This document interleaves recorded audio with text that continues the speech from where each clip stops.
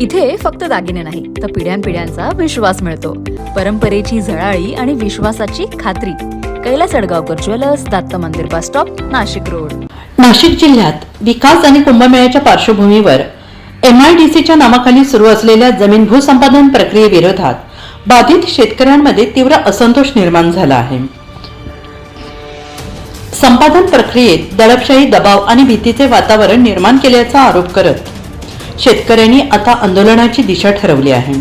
त्या अनुषंगाने बाधित शेतकरी संघर्ष यात्रा रविवार दिनांक 22 फेब्रुवारी रोजी सकाळी 9 वाजता आडवण पारदेवी येथील ग्रामदैवत हनुमान मंदिरापासून सुरू करण्यात आली आहे.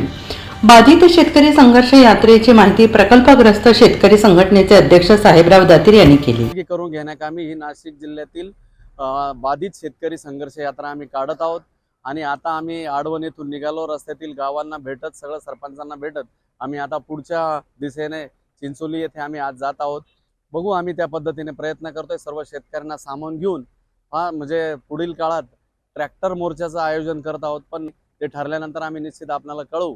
परंतु प्रशासनाने या सर्व प्रकाराची गंभीर दखल घ्यावी, अन्यथा फार मोठ्या रोषाला, या शेतकऱ्यांच्या रोषाला सामोरं जावं लागेल. मी एवढीच त्यांना नम्र विनंती करतो. यावेळी शांताराम फडोळ, ज्ञानेश्वर कोकणे, तुकाराम कोकणे, नामदेव कोकणे, हरिश्चंद्र शेलार, विष्णू कोकणे, संतोष शेलार, नवनाथ कोकणे, तुकाराम कोकणे, विजय बरकले, ज्ञानेश्वर गटकळ, सोपान परदेशी, सावकार कोकणे, हेमंत दातीर, विष्णू दातीर, गोरख दातीर, सुखदेव दातीर, संजय ढोकणे, हिरामन दातीर आदी उपस्थित होते. NCN न्यूज साठी सचिन देवटे, नवीन नाशिक.